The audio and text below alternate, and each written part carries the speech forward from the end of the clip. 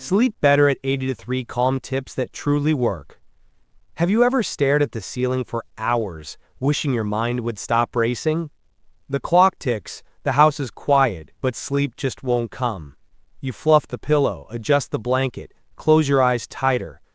And somehow, it only makes things worse. You're not alone. Many people over 60 struggle with sleep, not because they're doing anything wrong, but because their minds and bodies are simply wired differently now. What used to take 10 minutes now takes an hour. What used to be deep sleep now feels light, fragile, easily broken by the smallest sound or thought. But what if sleep didn't have to be a struggle? What if you could create a little ritual, a soft rhythm that gently told your body, it's okay to rest now? That's what happened to Margaret, an 80-year-old grandmother who used to lie awake until 3 a.m. night after night. She tried warm milk. She tried sleeping pills. Nothing worked. Until one quiet night, she did something different. Something simple. And slowly, her body listened. In today's video, we're going to share 3 calming bedtime tips that truly work. No medication, no pressure, just peaceful, real sleep. You'll learn what helped Margaret and how you can use the same simple methods to bring rest back into your routine. Welcome to Elderly Wisdom Secrets, the gentle place where your stories, your health, and your peace matter deeply. Let's discover how to fall asleep, not with force, but with kindness. There's a quiet truth that many people over 60 discover, usually sometime around the 3rd or 4th time they wake up in the night. Sleep changes as we age. It's not your fault, Igzier. It's not because you're worrying too much or not trying hard enough. It's biology. It's brain chemistry. It's the natural rhythm of a life that has seen decades of sunrise and sunset. As we grow older, our bodies produce less melatonin, the hormone that helps regulate our sleep-wake cycle. Our circadian rhythm shifts, and suddenly, what once lulled us to sleep, like nighttime silence or a dark room, no longer feels like enough. That's why so many seniors find themselves wide awake at 2 a.m., mind wandering, body restless, heart quietly asking, why can't I just fall asleep like I used to? The mistake many people make is thinking they have to force sleep. Heart quietly They take sleeping pills, they stare at the clock, they get frustrated. Minna, how and bod part quietly asking. But here's what research and real stories tell us. Sleep, especially in our later years, is something we must invite, not demand. A study from the National Institute on Aging found that seniors who adopted gentle, consistent bedtime habits, like journaling, stretching, or dimming lights early, fell asleep 37% faster and reported deeper rest than those using medication alone. Why? Because the body responds better to ritual than reaction. It doesn't want a shock, it wants a signal, a soft cue that says, you've done enough today. It's time to let go. That's what happened with Margaret. She didn't cure her sleep with a single action. She shifted her relationship with rest. And once she did, her nights became softer. Not perfect, but peaceful. Hey. And that's what we want for you too. Hey. In just a moment, we'll walk through 3 calming sleep tips, each simple, soothing, and backed by both science and senior stories. But before we do, let me ask you, right finger, what helps you sleep when your mind just won't quiet down? Is it a prayer, a memory, a routine you've built for years? Share it in the comments, because sometimes the best sleep advice doesn't come from doctors. It comes from people like you. Let's now walk through the 3 calm, proven tips that helped Margaret and many other seniors find their way back to peaceful sleep. These aren't quick fixes. They're soft practices, things you gently fold into your evening until they become part of the way you close the day, with care, not with force. Tip number 1. The evening slowdown hour. Margaret used to keep her evenings busy, TV until 10, bright lights in the kitchen, checking messages before bed. It was unintentional, but her body never got the signal that it was time to wind down. So she created what she called her slowdown hour. Every night at 8:30, she dimmed the lights, turned off the news, and put on soft instrumental music. No talking, no scrolling, just calm. She would write a few thoughts in a notebook, sometimes a short prayer, then slowly get ready for bed. Within a week, her body began to respond. She started yawning earlier. Her shoulders softened, her heart slowed. The night no longer felt like a battle. It felt like a landing. Try this. Choose a time, maybe 60 minutes before bed, and create a personal, slow-down hour. Dim the lights. Play calming sounds. Let your body know. You're safe now. It's time to rest. Tip number 2.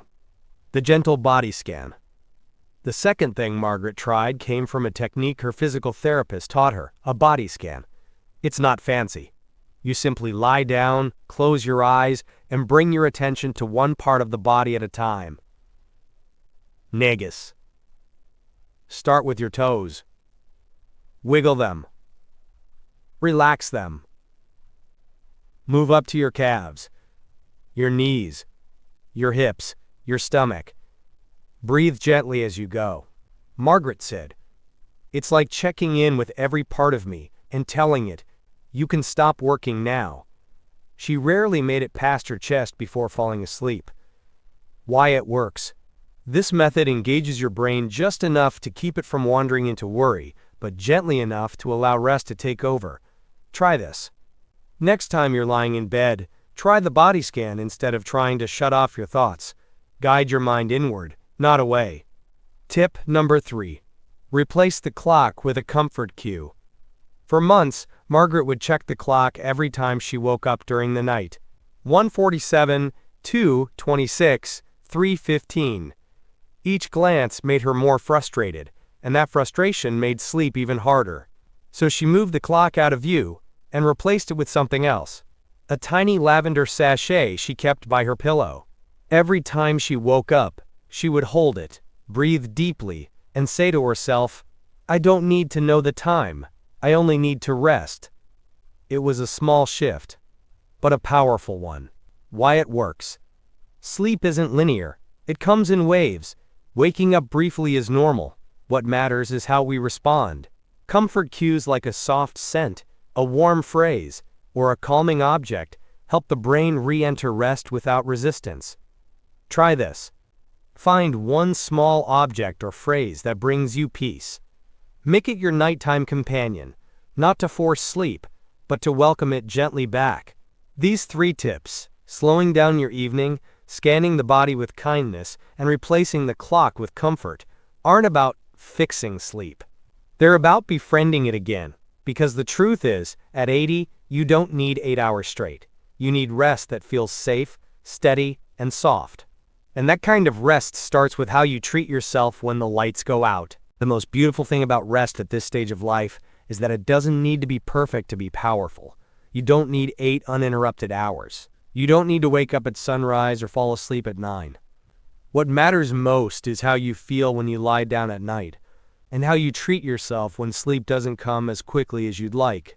That's why many seniors are now embracing what experts call a quote-quote compassionate sleep mindset. Instead of blaming themselves or fearing the clock, they accept the rhythm of their body and build routines that nurture, rather than fight, their rest. A recent study from Harvard's Division of Sleep Medicine found that older adults who approach sleep with gentle consistency and self-kindness reported significantly lower sleep anxiety and higher next-day alertness, even if their actual sleep time wasn't perfect. Margaret, our 80-year-old friend, now wakes up once or twice a night, and she's completely at peace with it. She told us, "I don't count hours anymore. I count how calm I feel. I trust my body to take what it needs." That's the message we want to leave you with today. Sleep isn't just a destination, it's a relationship. And the more gently you approach it, the more it responds in kind. So if you're lying in bed tonight and your eyes won't close, try this.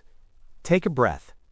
Place a soft hand on your chest and say to yourself, not as a command, but as a blessing, "I deserve rest, even if it's slow, even if it comes in waves." Because you do. You've earned it. So tonight, when the world grows quiet and you find yourself alone with your thoughts, remember this. You are not broken. You are not doing it wrong. You're simply navigating a new rhythm. And with a little care, a little ritual, and a lot of grace, your body will find rest again. Margaret didn't fix her sleep overnight. But with 3 small changes, a softer evening, a gentle body scan, and a quiet comfort cue, she created a new space for peace. You can do the same. Let us know in the comments, what bedtime habit helps you feel calm? Is there something you do each night to settle your thoughts, ease your body, or welcome and rest? Your words might be the very thing someone else needs tonight. If this video helped you feel more hopeful, encouraged, or just gently understood, click the like button. It helps us reach more hearts who are looking for peace, not perfection. And don't forget to subscribe to Elderly Wisdom Secrets, where your stories, your challenges, and your calm victories all have a place. In the next video, we'll meet a 91-year-old woman who still gardens every single morning. Not for food, not for show, but for the feeling of life it brings to her fingertips. 91-year-old's garden secret: why she never skips a day. Until then, may your evenings be soft, may your sleep come gently, and may you always remember, even the quietest night holds the promise of peace.